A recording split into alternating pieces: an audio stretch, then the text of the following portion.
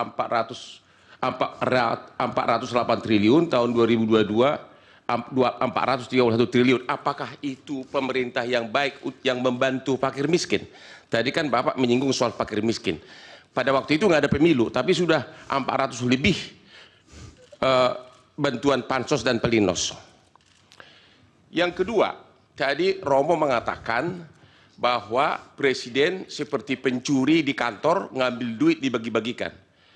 Presiden mengambil uang bansos untuk dibagi-bagikan.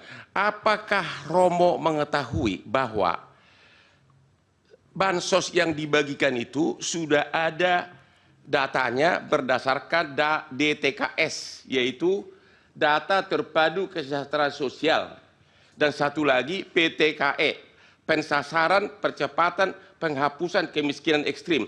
Data penduduk itu sudah ada semuanya. Presiden hanya simbolik di awal membagikan bansos sesuai dengan data yang sudah ada di kementerian masing-masing. Selanjutnya dilanjutkan oleh kementeriannya. Jadi presiden tidak pernah membagikan bansos di luar data yang sudah ada, DTKS dan P3KE sesuai dengan data kementerian. Dari mana Pak Romo tahu bahwa presiden itu seolah mencuri dari uang bansos lain untuk dibagi-bagikan? Padahal Pak Romo tidak tahu praktek pembagian data itu sudah ada datanya lengkapnya. Data lengkapnya yaitu namanya KPM, keluarga penerima manfaat. Namanya semua ada di situ. Mohon izin majelis karena ahli bukan ahli bansos atau... Ya sudah tadi pertanyaan saya. Pertanyaan Pak Hotman yang kedua juga sudah bisa ditangkap Pak. Ya, karena tadi jangan kan diulang-ulang. Beliau mengatakan presiden seolah-olah pencuri mengambil uang untuk bansos, makanya saya tanya, itu dia tidak ambil tapi ada datanya semua. Iya, sudah. Terima kasih. Ya, baik. Dari Prof. Yusril. Terima kasih Yang Mulia. Saudara ahli, kita paham dalam filsafat bahwa etik adalah filsafat tentang moral, filsafat tentang praksis manusia. Apa yang dikatakan Immanuel Kant, du sollst nicht, apa yang harus, apa yang wajib, apa yang tidak wajib. Kan mengatakan bahwa norma-norma moral semacam itu tidak dibentuk oleh manusia, oleh satu lembaga atau negara atau apapun, tapi sesuatu yang lahir dari konsen manusia. Dan karena itu dia tahu mana yang salah, mana yang benar, mana yang baik, mana yang buruk. Kalau kita mengikuti filsafat semacam itu, kita sampai pada kesimpulan bahwa norma etik sebenarnya lebih tinggi daripada norma hukum. Bukankah Aquinas mengatakan bahwa norma hukum yang bertentangan dengan norma moral tidak pantas dianggap sebagai suatu norma hukum?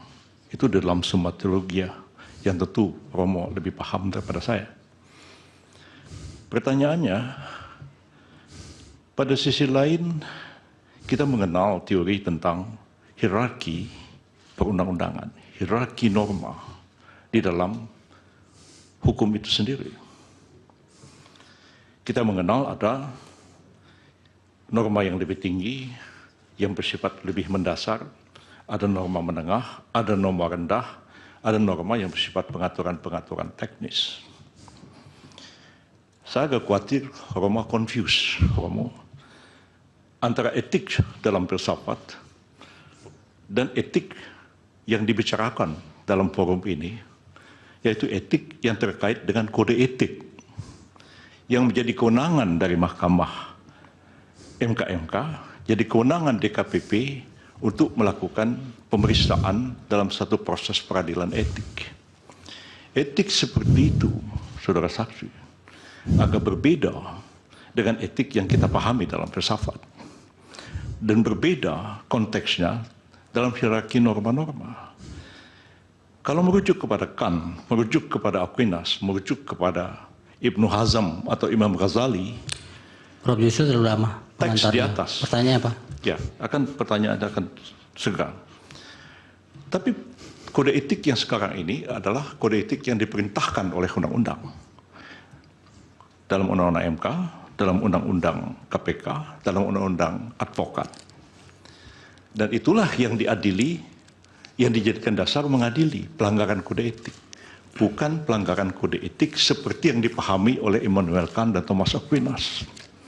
Apakah Romo bisa membedakan antara norma dalam filsafat, norma etik dalam filsafat, dan norma etik dalam pengertian norma etik yang dibentuk atas perintah satu undang-undang yang kedudukannya tidak akan mungkin lebih tinggi daripada undang-undang itu sendiri.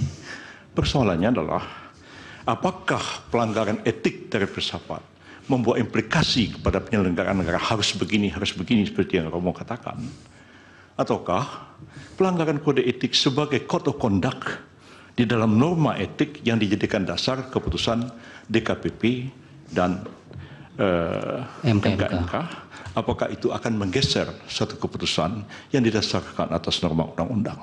Mohon Romo jelaskan persoalan ini. Baik. Jelajahi cara baru mendapatkan informasi. Download Metro TV Extend sekarang.